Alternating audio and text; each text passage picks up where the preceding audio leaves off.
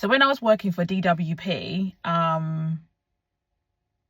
that job as an advisor was interesting because honestly it didn't really suit my personality. Okay, I'm not going to force anybody to do anything.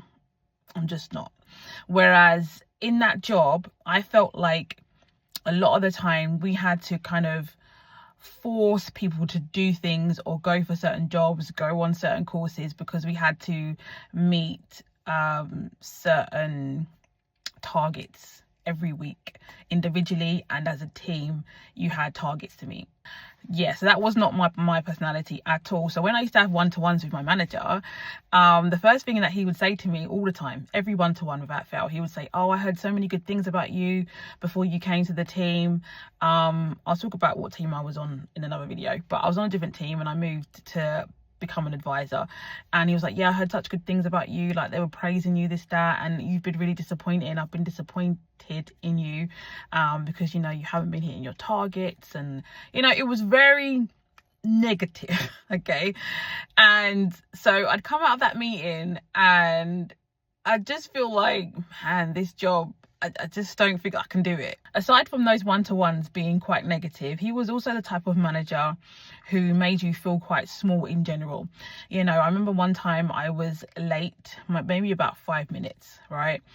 And he proceeded to tell me off in front of the whole floor. And the way, if you've ever been in a job centre, the way job centres are is that it's open plan. And so, you know, your manager would sit on, like, out with you. He had an office, but he would sit out with us most of the time. And so when I came in, I don't know if I went to speak to him or I can't remember how it went, but I just remember him having a go at me in front of everybody. And I just remember being like, no, absolutely not. You are not going to shout at me. I said to him, you didn't even ask me why I was late. Somebody could have died in my family. You wouldn't have known because you just want to shout at people. No, absolutely not.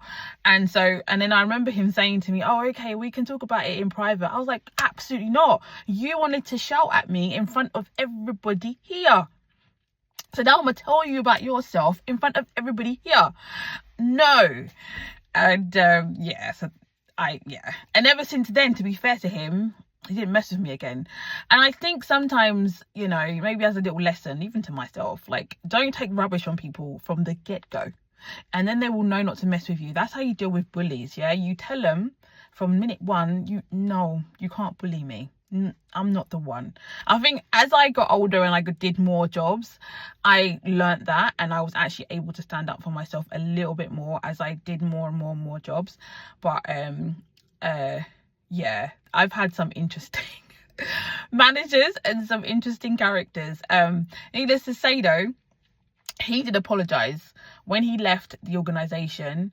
I wasn't even in his team then. I think I'd moved to a different team by then, but I went to his leaving do because I think I was also leaving at the same time, so we kind of had a mixture of leaving do's. And he apologized and he said, you know, I'm sorry for like how, you know, I treated you like when you was on my team. I think he said like there was a lot of pressure, and I can understand it because job centre is a lot of pressure to hit targets, to get people to sign off, send people for this, that job, send people for this, that training.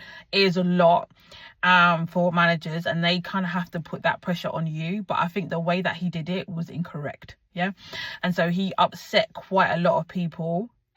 So when opportunities came to leave that team, a lot of us left that team and went on another team. But yeah, that is that story. Let me know if you've had any difficult managers, how you've dealt with difficult managers. Let me know if you think you would have dealt with that situation different to me. Let's talk in the comments.